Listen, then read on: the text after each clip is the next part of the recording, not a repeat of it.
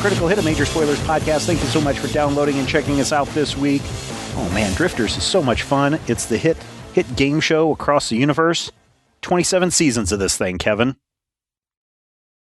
That's right, and you guys are becoming the new star in the galaxy's most popular infosphere show, and you cemented that by winning your first race on the planet of Akaton last time. On Critical Hit. Critical Hit.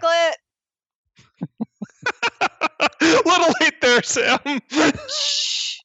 We rotate who gets to be the late one. Well, you gotta appreciate that at least she had the forethought to go up a half step. Right. There you go.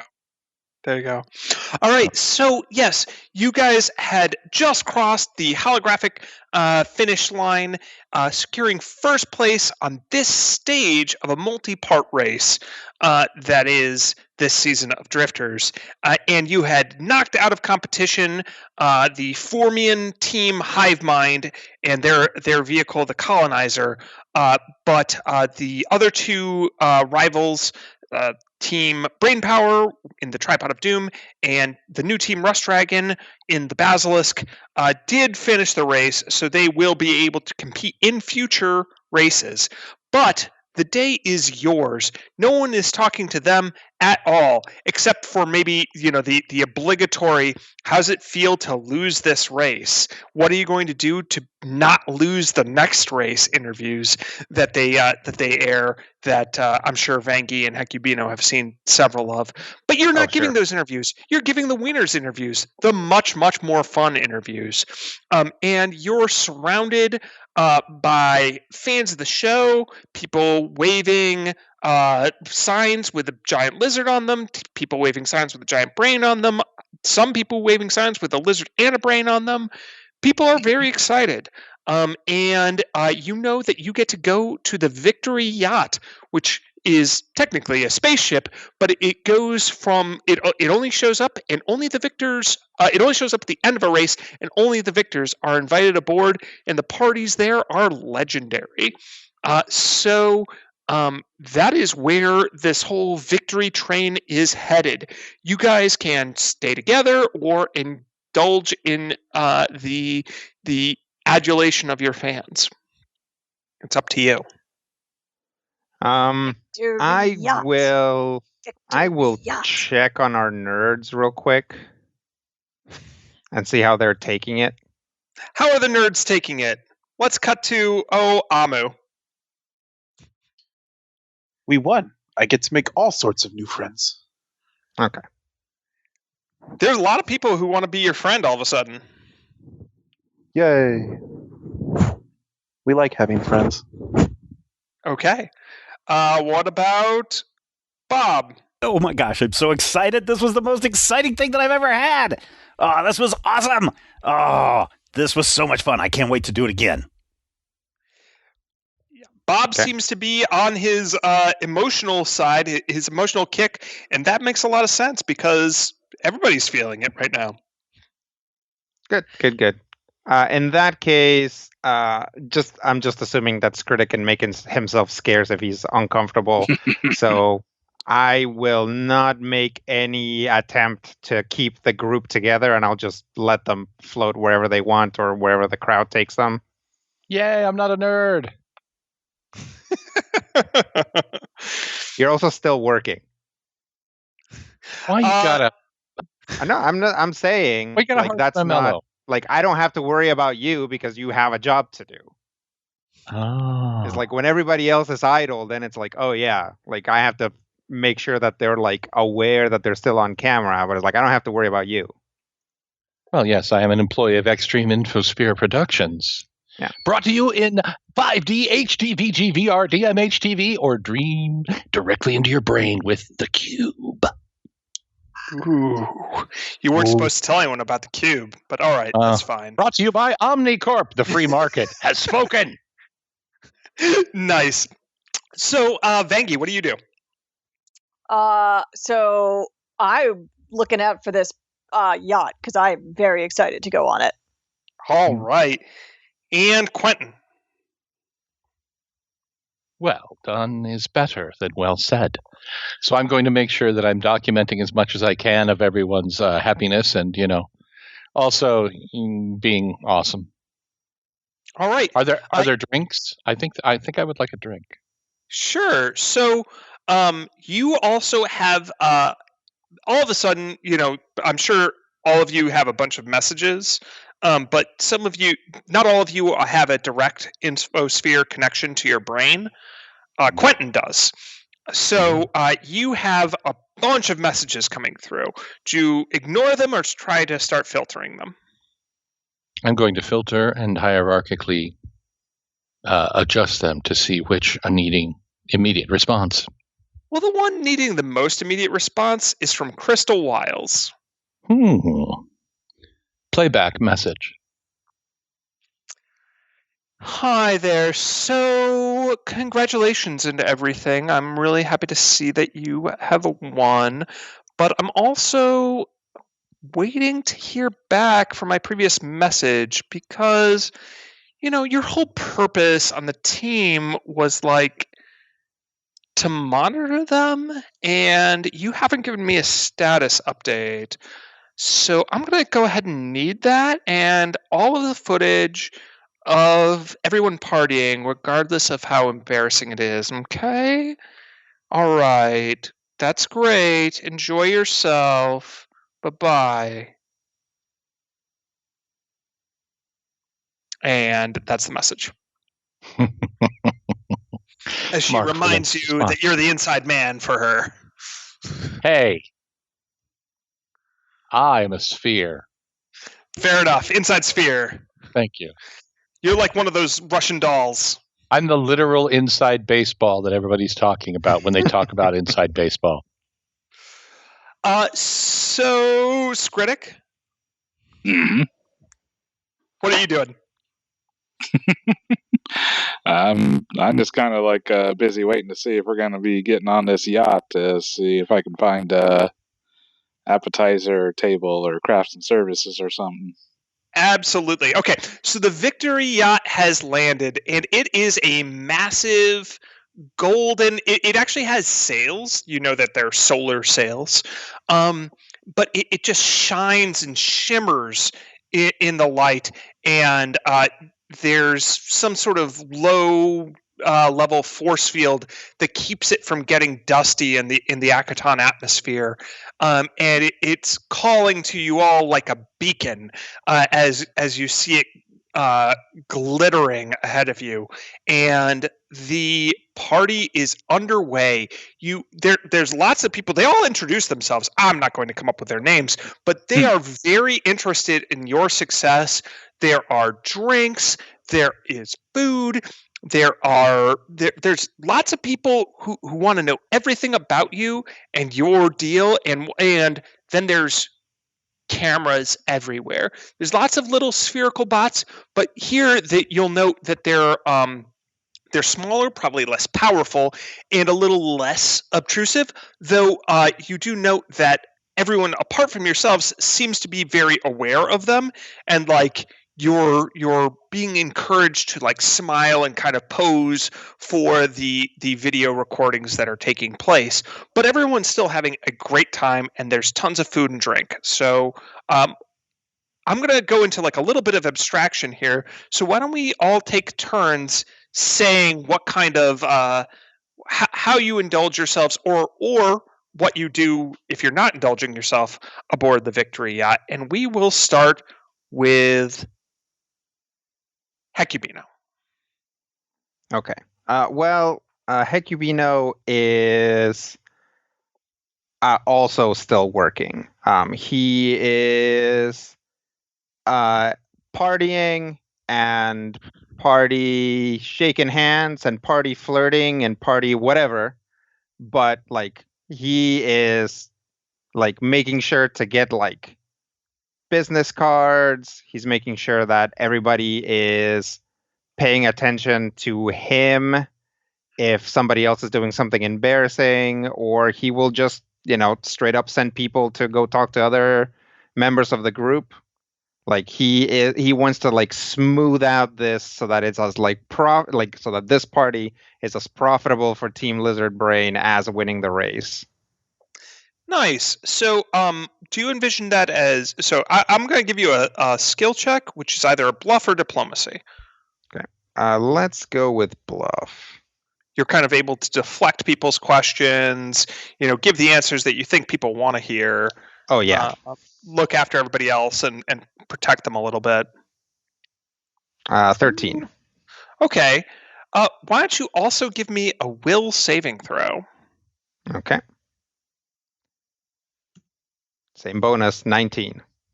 Well, so you are a little distracted, so your efforts are only go so far, but you are able to keep your head despite all of the distractions. There's a lot going on, and it's a little heady to be on the Victory Yacht, a thing you've only seen on the infosphere, and to be the one that people are coming up to and talking to. That's a lot from where you were just a few weeks ago. So you're able to somehow, it's up to you how exactly you manage it, but you're able to manage all those disparate impulses and somewhat keep an eye on people and be sure that you're doing the right thing. Okay. Cool. How about Vangi? So she doesn't have like the smoothness of Hecubino. So she's trying to kind of like, both like, I guess she's trying to stay aware of her role here, but that is also playing into what she kind of wants to do anyways, which is to enjoy this party with like gusto and bombast. So she's probably like, eating and drinking plenty, but like also like very, trying to flex her muscles and arm wrestle people and just like generally like show off and swagger around in like a victory lap that like looks cool for the purposes of Team Lizardbane, while trying to like walk that line like between being awesome and being super arrogant. Why don't you give me an air will save? Or yeah, okay. Give me a will save as well, I should say. 15. All right, so you're able to keep it together for the first little while, but then it eventually just gets to you. You're like, it's like when you're I don't know, at a party and you realize everybody else is having so much fun. Like, are you going to be the one that's the stick in the mud, or the one that's like, this is a party in your honor for winning a race of drifters? Like, what are you waiting for to enjoy it? And ultimately, you succumb. So tell me what it's like when Vangi fails the will save to succumb to a party. I mean, I just assume that she's basically doing like keg stands and like, seeing how many hors d'oeuvres she can shove in her mouth at once, and the full Bluto, basically. Yeah, basically, like, just trying to like eat everything and like hugging people and talking about how excited this is and how much this means for her. Awesome. Bob.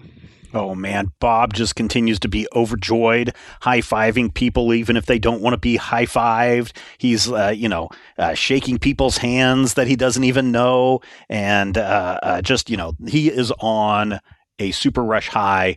It's pretty obvious that this is his first time in one of these kinds of things, and he doesn't care. He's just having a ball. Awesome. So, it sounds to me like Bob automatically fails his will save against enjoying himself immensely. Oh man, the tables turn so quickly, and Bob just becomes so sad.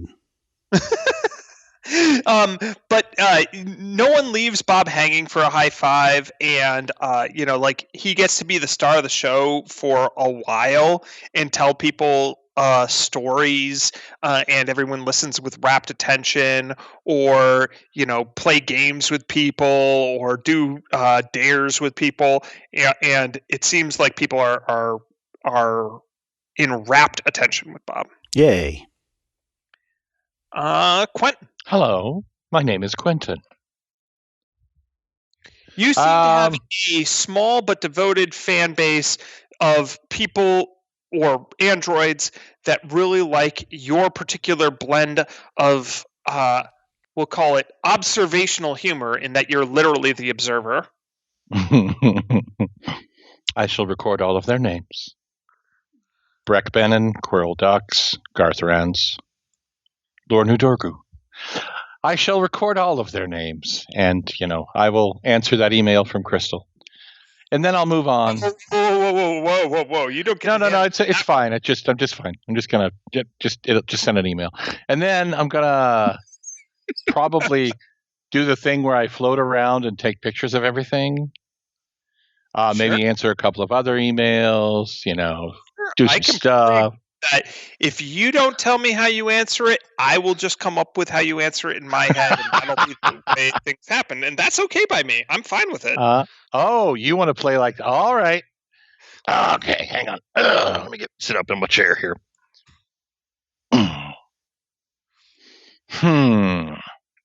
How shall I respond?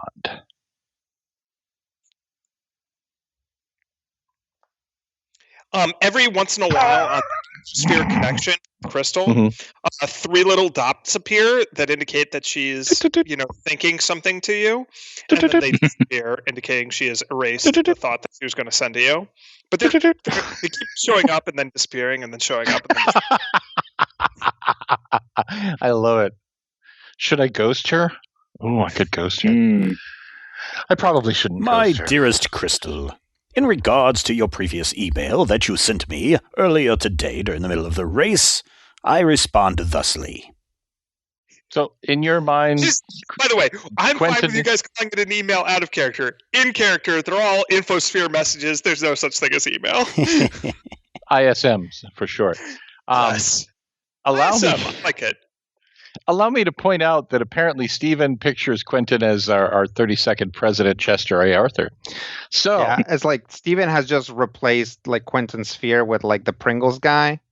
I got the voice that he He's used single, for, he Pringle, Modern he here City. to mingle. Is this body? I shall Modern City, no, not Modern City. Caves of Shadows. Crystal. Updates will be available as events warrant. At this time, the team is still crystallizing, and each member is currently emotionally stable. The end. All right. And then what do you do to enjoy yourself? Or just pass the time? Are there drinks? There are. I shall get some drinks. There are many drinks. Drinks seem to be a thing here, so, yep. Quentin will test drinks, different sorts of drinks. Quentin drinks, by the way, by taking the thol and actually like emptying it into a small reservoir at the top of his sphere. So literally a little robot arm with a claw on the end comes out and goes and then just dumps it over his head. And then it's fill up a humidifier or something like that. Yeah, exactly. And then, you can see him sort of analyzing and deciding which is good and which is bad. And then, occasionally necessary, he, has to go to the little robot's room. At which point you just, you drain out the liquid from the bottom of the humidifier. Then you refill it. You see, it's fine. But yes, mostly Quentin will be recording the names of all of his fans so that they will be getting personalized Quentin messages in the future.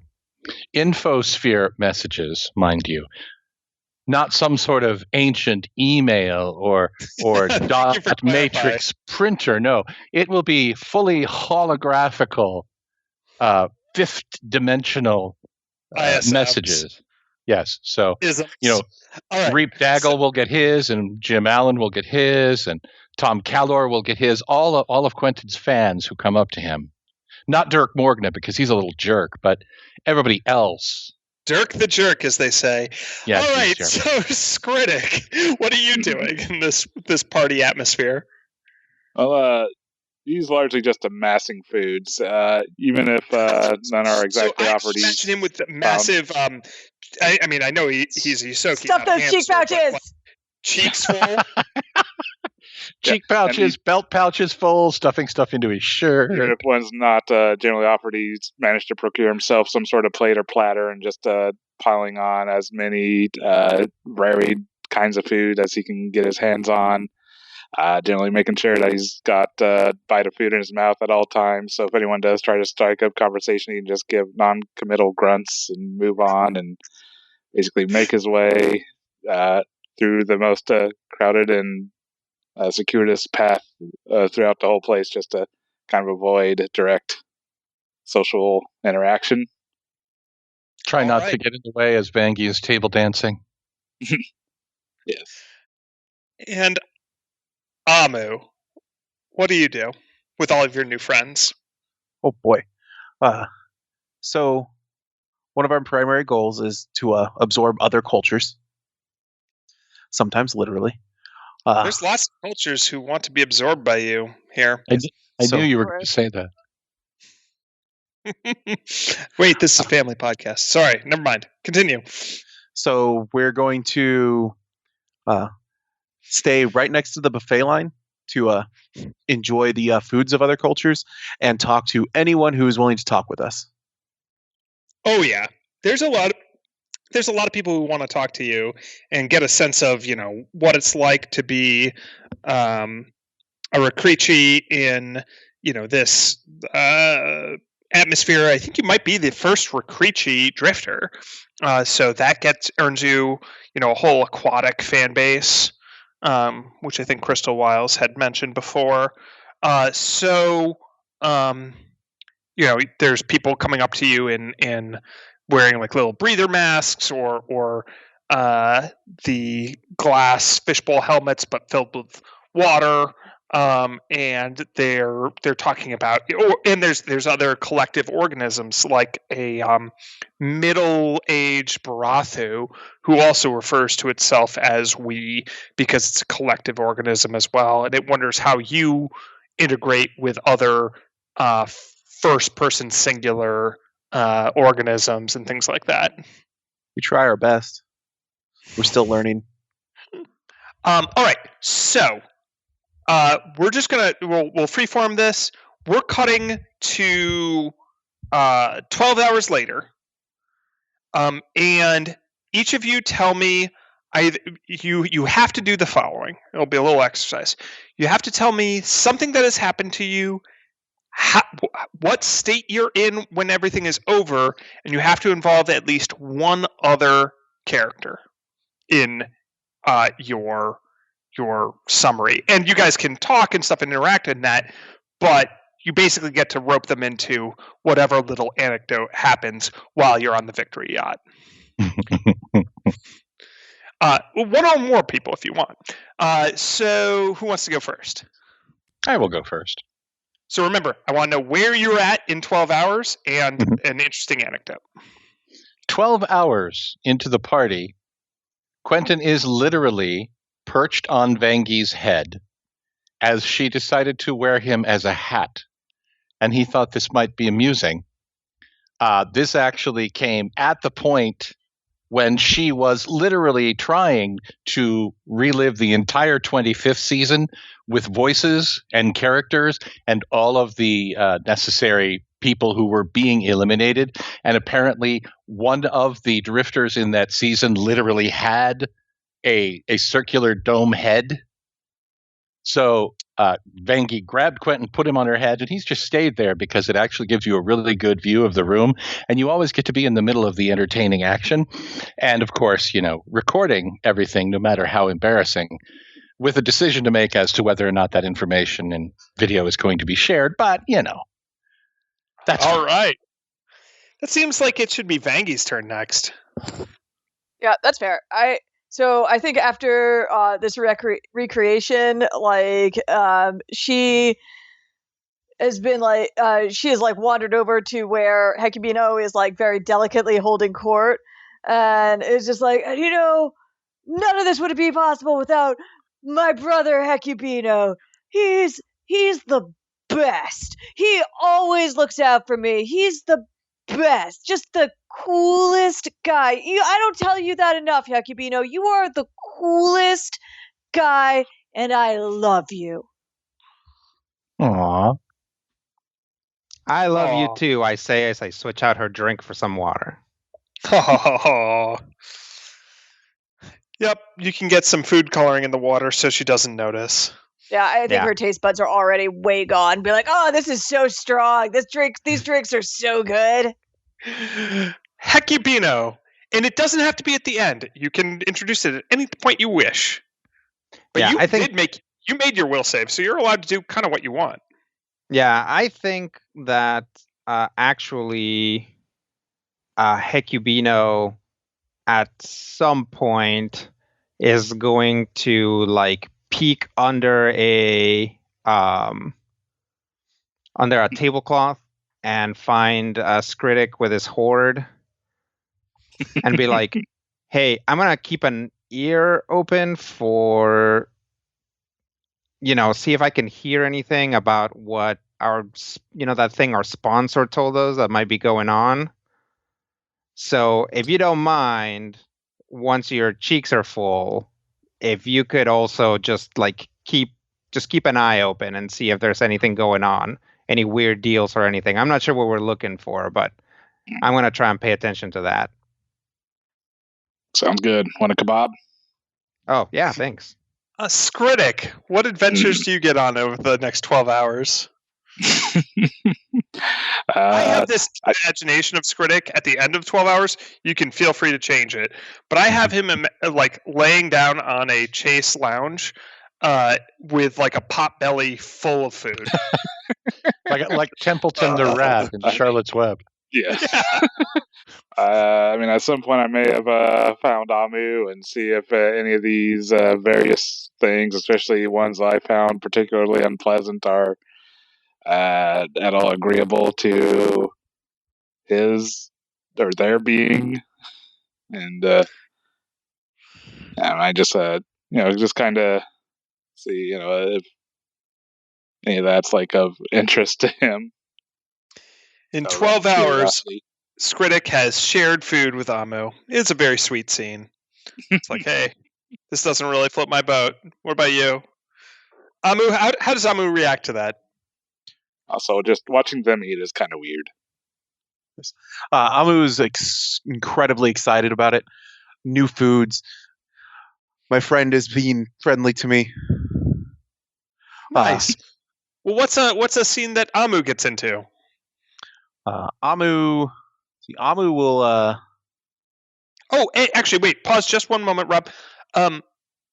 Brian, how does Skritic end his 12 hours? Skritic probably be just kind of skirring between table to table, just trying to listen in on any conversations and see if he can hear any such schemings that may be of interest. All right, sounds good. So, Amu, interesting story, and how does it end? See, Amu will try and get Bob to open up about where he came from. Ooh, what do you say, Amu? Almost exactly that. So what did you do before we became friends, Bob? I was in the transportation service. Yes, that's what it was.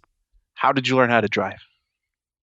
That's downloaded the first session into my brain, and once that it fused with my neural network, they gave me the go-ahead to go and drive and fly. Can we take a look at that? No. Are you sure? Yes. You can go onto the GitHub and get a copy of it yourself, though. Oh, okay. And Amu will do just that. Right then.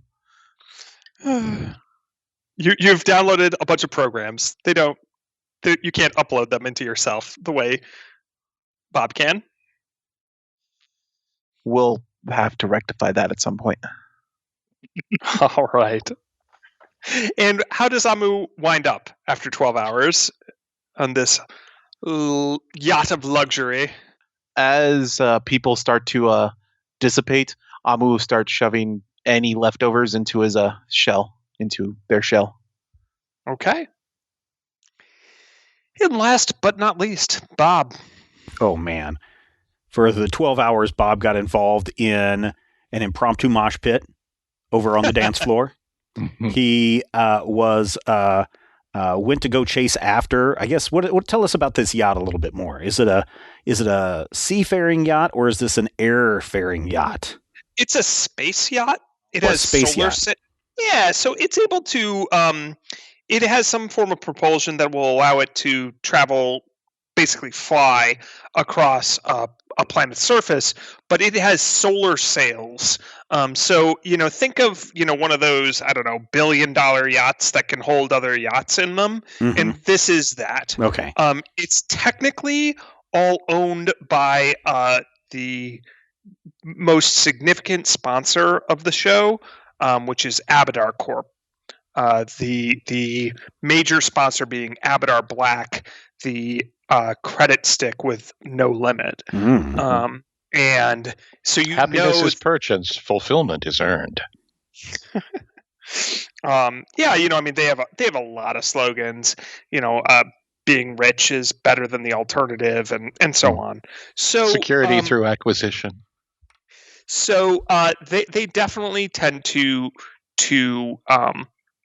take their footage from the Victory Yacht or the Victor's Yacht and splice it into their advertising later.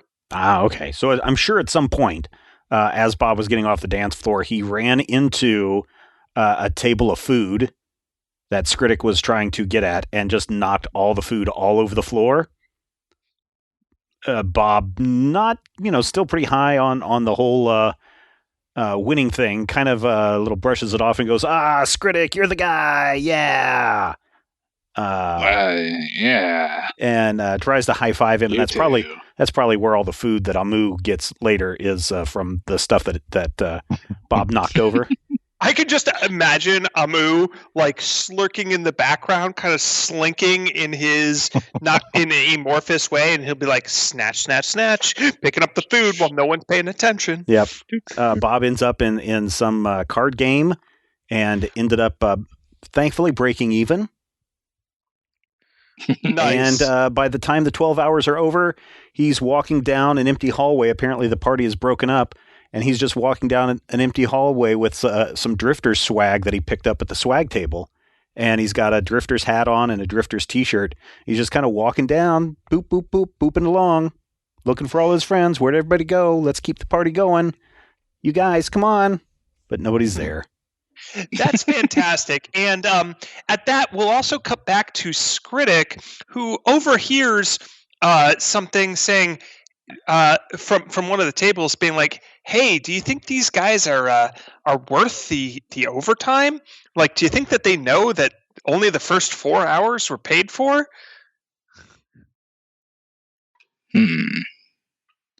And it's like, I don't know, that we get to keep charging every minute that goes by. I don't say why we should stop. Let's all just keep smiling for the camera and drinking. I've had worse jobs. And this is how we lose our winnings. Yeah, that was probably Dirk. Freaking Dirk. And so it turns out that you guys have won 10,000 credits. Nice. And you get, a big novelty cred stick, which is not, you can't cash that in for anything. They give you real credits. And you owe 8,000 credits in overtime for all of the attendees who are evidently paid employees of the Victory Yacht, and you only had 4 hours for free covered by Extreme Infosphere Productions. Making life convenient, whether you like it or not. Well, it could be worse. Usually what happens is my brother and I sit in the car and fill out the traveler's checks on the lid of the glove compartment. So you stay here. So, yeah, 12 hours later, you guys all get little dings on your comms from Rain. Ding dong. I'll Hey. answer it. Yeah. I assume everybody answers. Hello. This is Quentin. After How may I assist scurry you? away from whatever table I was hiding under that just gave away my position, I check it. Yep. You guys are all joined into the call, and Rain will answer gruffly. Hey, time to stop partying. We got work to do. Meet me at the ship, and I'll debrief you. You're so cool. I can't wait to see you again. And someone sober her up. Come along, Vangie. I have some Oh. water you'll need to drink. She'll be fine. The Vesk have glands for that.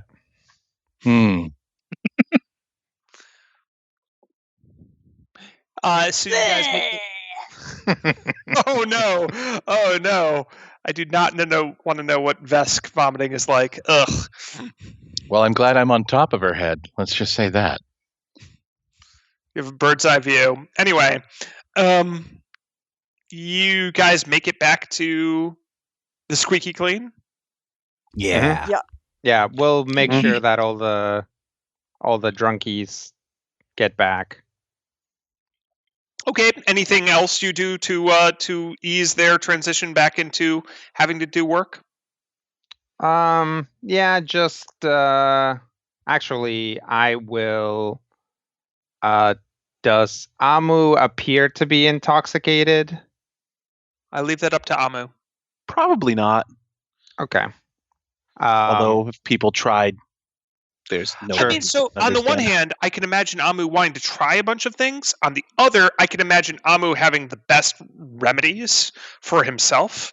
Yeah. Or for Also, themselves. it's entirely possible that Amu only requires like a tiny, tiny amount of something to try it and like capture that experience, as opposed to having to drink like even a whole glass of something.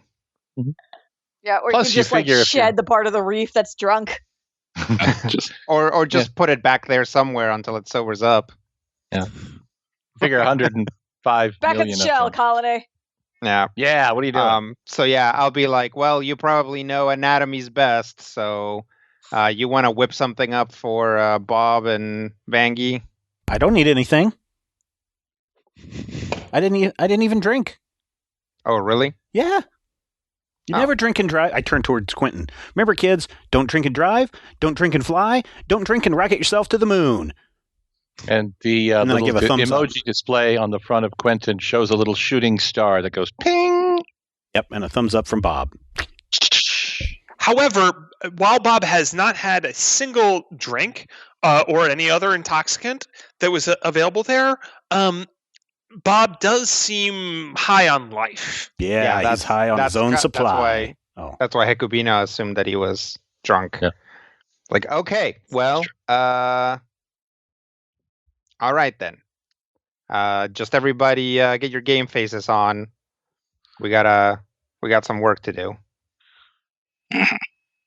All right, let's do some work. We'll mix up the best Vengi hangover cure that we can. Oh, tell me about it. Tell me its texture, its taste, and one ingredient. Funyuns. One ingredient will be. This is a quick aside. Great GM tip. Don't do any of the work. Make your players do all the work. you familiar with grits? Space grits. Space Bloody Mary. No, it'll be a colloid with floating bits of old coral in it. Ugh. Colloid is the worst form of anything. Oh, I haven't gotten to use that word since high school. Okay. No, I So mean, basically, the texture very of slightly specific. warm bacon grease is what you're saying. There is grease in there, With little What's it floating shells. as well as probably a few of the random foods that Amu got to try that they think will maybe help out. so give me an overriding taste, family. Salty, sweet. Shrimp cocktail. Mostly savory with a bit of sour. Oh God. Now, Duck sauce. put a pin on that. What are Vesk diets usually like? I mean, this might not. yeah, I be mean that might actually be completely- pretty good because Vesker like like they'll eat anything and are pretty carnivorous, so that might be like a smoothie. Yeah. Vesk aren't prone to complaining about their hangover cures, but you weren't raised by Vesk, so That's true. you know. A little bit of nature nurture. You do have quite an iron stomach, though, so you're able to down it and make your way back to the Squeaky Clean, where a haggard-looking Rain has kicked up her heels in the hangar bay, her Lashunta antenna kind of drooping to the side, and she like looks up, and that's when she glances up as you guys enter, that's the first sign that you have that she's awake and not asleep. About time. I've been waiting for you all. Well, I guess congratulations are in order. Thanks. Yeah. Team effort, 110% and all of that. Yep. That's good. You'll get some requests for sponsorship. You're gonna have to sort out the wheat from the chaff on this, but that's good. That's good. So now it's time to get to the real work. Excuse me just a moment. And she seems to stagger off to a restroom on the ship, leaving you guys for a moment.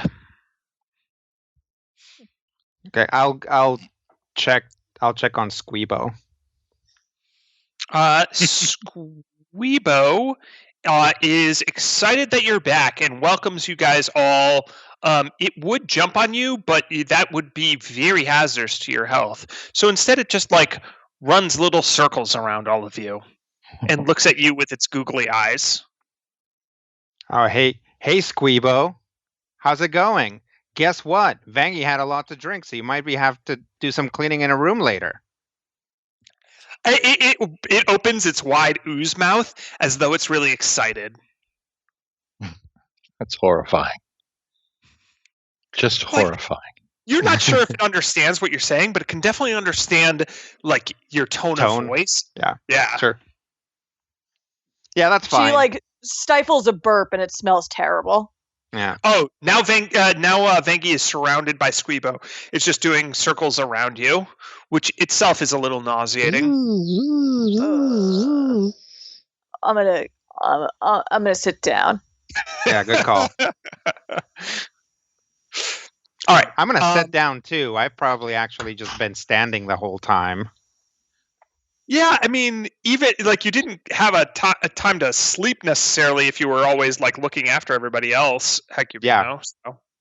Yeah, I definitely Hecubino started working when he put on his like fake armor and hasn't stopped working since. So yeah, I'm gonna sit down. Okay. So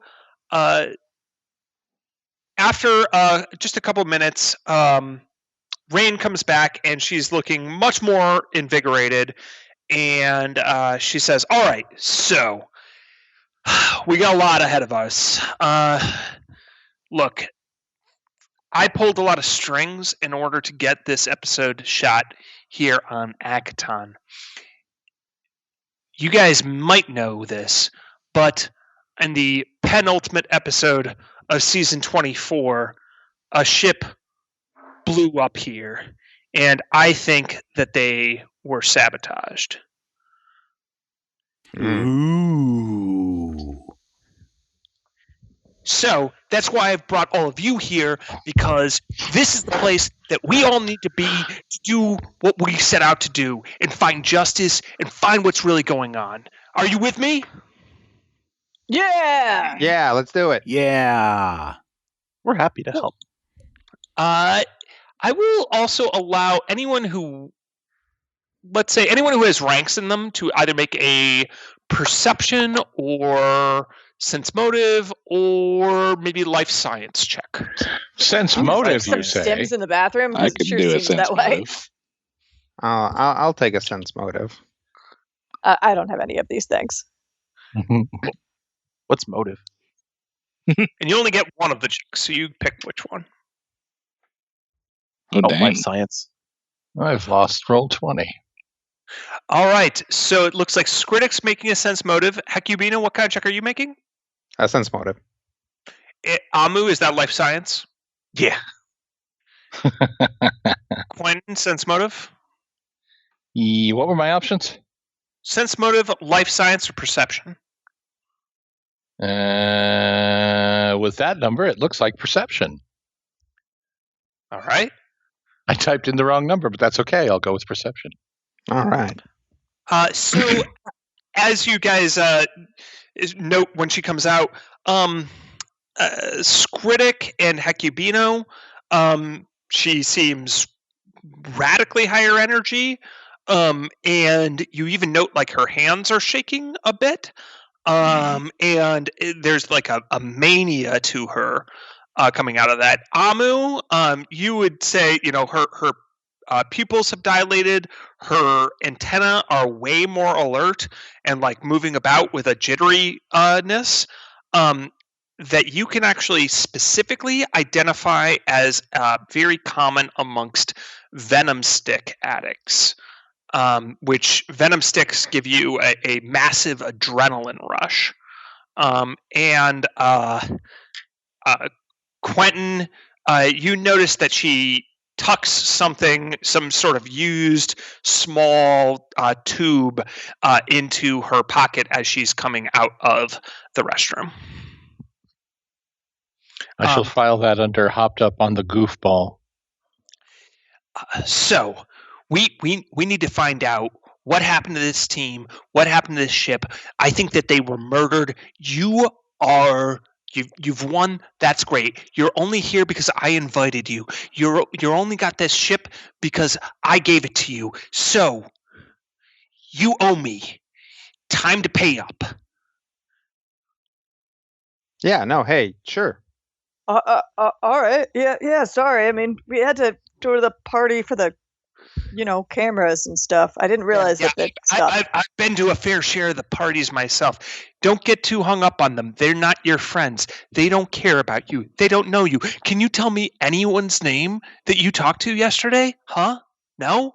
All right. Holly, Joseph, Remrez. Would you like the list alphabetically? No, that's all right, guys. I think that was it's cool. It's cool. All right. Where's the crash site again? I don't really remember that season that well. The crash site? You think the crash site's still in place? No. You're going to have to talk to the scrap keepers. You're going to have to talk to the gangs. You're going to have to talk to the shady people who run Akaton. I need you to talk to every contact you can come up with on this God's forsaken rock and find that ship, find out what happened to them, get us some proof. You got me? Gotcha. Yes. Let's talk to the trash wyverns. They probably know something. Yeah. Maybe Talos's mom and dad know something. Yeah, that's a good call there, Bob. Oh, thank you. Yeah. Yeah, we kept him alive, so we got to talk to them anyways. I'll handle the Extreme Productions folks, and I'll handle your sponsors, at least for the time being. But you guys need to start earning your keep, and that means you find out what's going on here. I'll get you. She hands over a pad, and it's like a data pad, and it's like, this is what I already know on the subject. You and what I've been able to find out from Extreme Productions records. You dig in, use your contacts, report back to me, and no one else. You got it? Yep. I got it. All right. And she stalks off. Okay. Well, That was a little bit different and unexpected. Yep. Do you notice when she went Let's- into the bathroom, she was one way, and then she came out of the bathroom, and she was a different way? She was clearly under the Sure influence of some sort of compound. Venom Yes, sticks, well- we believe they're called. I'm sorry, what? I What would are they agree with called? that assessment. Venom sticks? They're also lethal if used over a long period of time. You're literally ingesting poison. She slipped one Ingesting or into her inhaling jacket or as she entered. injecting. Do venom users often report feelings of paranoia? They say a paranoiac is simply someone who knows a little of what's going on. Yeah, but is it like? Could this maybe all just be like she's? What's it say on her data pad? So on her data pad, Yeah, I literally toss it to Bob when he says that. yeah, so it's got the details of Team Elysium. They're one of those teams. This happens every couple of seasons. They're like the naive good guys, all trying to do well, and they get along really well together. And they're shot in like beatific lighting. Beatific. I'm not sure how to pronounce that word. Beatific. There you go. And they were a crowd favorite, and then tragedy struck, and it was one of those heart-wrenching moments of season 24 when their ship exploded. Is there any kind of details like? Oh yeah, you have where it exploded, what episode it exploded on, the official cause, and the hauling company that hauled their vehicle away, and that there were no survivors and things like that. And there are a few names on the list. None of them leap out to you. You might have to, and also it's been a couple years, so you may have to reach out to, people that or contacts that you might have on Akaton to try to get to the bottom of it. There's no contact information, though using a quick infosphere search you can find out at least the hauling company and things like that. But that'd be the equivalent. That'd be the equivalent of calling a tow truck company about towing away an accident from 2 years ago. So they may or may not be very helpful. Can I scan the room for any type of listening devices? Yes, although I will also remind you of the devices that Rain herself gave you. Oh yeah, the little jamming devices. Mm-hmm. I think we should activate one. Okay. Quentin is going to scan for devices and activate his jammer. Okay. So you don't detect anything on your little scan, which your scan is essentially a perception check. You're like, Looks good to me. Yep. And then you activate the jammer, All right. which turns off any recording devices you have on, for what it's worth. That's good. So there's no way that I can tell that anyone can hear us. Except for naturally. The jammer doesn't prevent someone from literally overhearing a conversation. Can the computer hear us where we are? Oh, hello everyone. Welcome back. Hi, Grace. Hi. We won. Thank you. I'm so glad that you won. Oh, How are you? Rain turned me off while she was here. She was in quite a mood. Oh, you should have seen her before she left. Bob, make sure you run a diagnostic before we get too far here. I've completed my diagnostic. I'm fine. Not yours, I mean hers. Oh, okay. Oh, and by the way, the new team Rust Dragon came by. I had to use a little creative firepower to dissuade them from vandalizing me. Oh, Great. well, good job. Thank you. Yeah, nicely Yeah. done. obviously we need to come up with some victory protocols. Yeah, before all parties we are only go on 4 the yacht, hours. somebody needs to move the ship, and also we need to not spend so much time in there, I guess. Yeah, 4 Yeah, hours. We'll tops. figure it that's, out. that's a real bummer. Trust me, we're gonna sit down and watch the tape. But that's for later. We gotta focus on this now. Grace, Quentin? please deactivate all active listening devices in the cargo bay area. All right, I will not be able to participate in those conversations in that case, as I record everything I say. Thank you. You're welcome. Goodbye. And welcome back, but goodbye again. There is an additional complication with which we must grapple. Mm-hmm. I have been contacted repeatedly by Crystal requesting that I feed her all information about our group and our activities. I have chosen not to do so at this time, and I am bringing this information to you so that we can make a group decision on what I should tell her. Thanks. Well, if you don't give her what she wants, she's just going to swap you out for someone else who will. So we probably have to give her a version of what she thinks she wants, right? Affirmative. So it would be a simple matter to simulate whatever information she might think or might expect.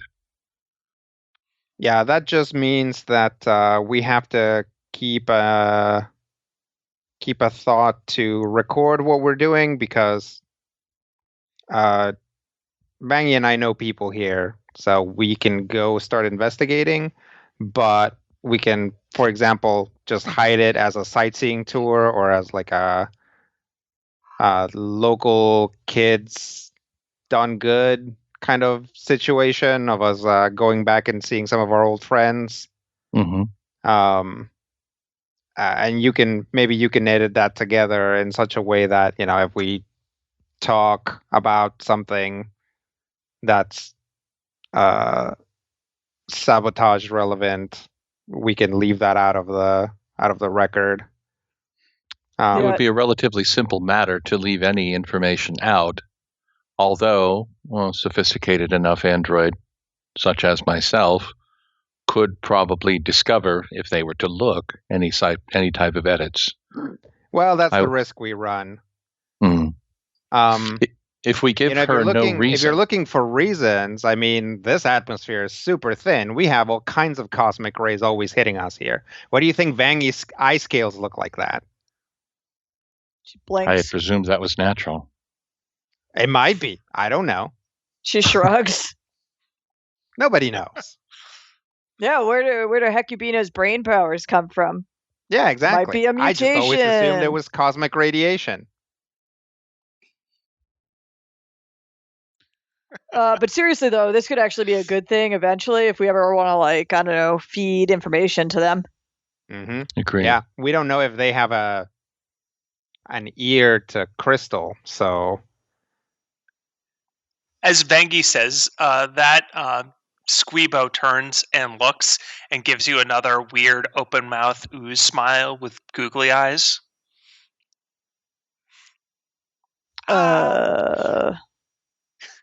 Makes you feel a little nauseated again. Okay, Squeebo is creepy. I'm calling it. What? He's like Lassie. I'm sure he's got something that he wants to share, but he can't because he can only say Squeebo.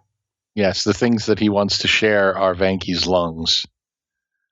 Maybe my stomach. You just hope you don't fall down a well, because Squeebo's going to have to come get us. It says, Squeebo! Yeah. All right. So you guys gather around the data pad. Do you have a plan for what you're going to set off and do? Just kind of walking and talking here. If we are looking at getting in contact with the people that hauled and probably dismantled this ship, we have a couple contacts to talk to. As far as, I mean, we know people that were here when this happened, so we can talk to some other people as well, but most of our contacts are going to run towards like the scrap side of things. Which might be the best place for them. But yeah, I'd probably take a look at see, I don't know if we still have any contact for the trash wyverns. I'd feel like they would be like one of the best people to contact, or best groups to contact. Yeah, the trash wyverns, you guys definitely know. So, between the two of you, you know a few of them, but the last person who was in charge of the gang when you last reached out was a Yosoki named Nibbles. Okay, well, that's a place to start. So I'll say that I'll convey that to everyone and say, if a ship got gutted on Akaton, chances are these guys have a trail that we can follow. So, plus they're one of the few factions here that don't either ignore us on principle or hate us. So, True. it's probably a good place to start. We could also check back with Talus's folks, see if they have any input, and if they have our money. And if they have our money. Yeah, exact. Yeah, we should do that first. And I vote that that we take like a break before we actually bust out and start investigating things, just to get everybody back on an even keel. So what does everyone look like after 12 hours of partying, after the multi-stage race in which you guys took damage and like blasted around through canyons and scrap heaps and stuff like that? So give me a quick, reintroduction to the character. This is how I look right now. This is how I'm feeling. Not more than 10-20 seconds. Rodrigo for Hecubino. Hecubino at this point has taken off all of the unnecessary bits of his armor, and since his armor is like a interweaving carbon tube thing, he's actually like basically wearing it like overalls now. His like chest and head are open so he can like actually breathe in the ship's atmosphere. And he's got, he's probably got some bags under his eyes just because he's been, awake and, shooting his brain at people this whole time. So, he, like, Hecubino's got a good, like, general game face. So, he, like, from the tone of his voice and his, like, demeanor, he seems to be fine. But you can tell from looking at him that he's starting to get tired. And, like, his makeup is running and stuff like that. Oh, yeah. Oh, yeah, absolutely. Yeah, I mean, he was literally set on fire earlier. Some of the stuff that he took off he had some trouble getting it off because it like melted together and he had to like basically crack it to get it off of him. Yeah. Nice. Skritic. Well, Skritic's also probably looking pretty singed, both in his fur and his armor. His cheek pouches are loaded, bursting, so he's got the big chubby cheeks. He's also probably pretty tired, very heavy-lidded eyes. He's got a few food comas in during the 12 hours, but yeah, I think he could probably do with wash and sleep. Singed, tired, chubby. Got it. Yep. Bob. Bob is wearing a drifter's cap, from the swag table, pair of sunglasses that he's wearing, and a t-shirt that says Drifters. It's about 2 sizes too big for him. Other than that, he's operating at 99.5%. Nice. Amu. Amu is having trouble holding their shape, holding their humanoid shape. The bits and pieces are less distinct than they were 12 or 16 hours ago. Fair enough. Starting to decoalesce. Vengi. Vengi is like starting to like, as she's like sitting down, is like kind of starting to maybe nod off. There are like definitely like food and alcohol stains and probably a little blood on her armor, and she's got that like musk that a vest gets after like a really long day of exertion. Vesk musk. If you guys aren't familiar with that smell, you will become familiar with it. Quentin. Fortunately, quadra-titanium is stain-proof and relatively difficult to damage, but there is at least one visible scorch mark / scratch, and what seemed to be a Vengi claw marks at one point. But generally speaking, unlike when he's on camera and in the sand skink, he doesn't necessarily have his emoji face up at all times. But when it is up, if you look in the upper left-hand corner, you'll see an indicator that looks like about 75% power on the battery. So his battery's beginning to power down. Well, 75% is not bad, but 75% is not bad. 75% after a 16-hour day? It's pretty good. Yeah. I'm good for a 6-day run without charging, but I tend to recharge in between because it's simply easier to top off. Sure. Your functions aren't guaranteed after about 1 day, just like a human's. Yeah, you don't want him to have to start shooting, like turning off applications, like going into low power mode. Yeah, you don't want that. Yeah, it'll be bad. All right, so the crew of the Squeaky Clean Team Lizard Brain, after their first victory, settles in to collapse to rest before going out onto the surface of Akaton and exploring and investigating the potential murder of their previous fellow drifters, Team Elysium. And as the team goes back to their individual quarters or just collapses where they are, Squeebo will kind of tuck you in, which is to say he will acidically dissolve the messes that are on top of you gently, and Grace will coo you all to sleep aboard the Squeaky Clean. And that is where we will end this episode. All right. Thank you so much, everybody, for checking us out this week. If you have any questions, drop us an email, podcast@majorspoilers.com. And until next time, here's hoping all of your dice rolls are critical hits.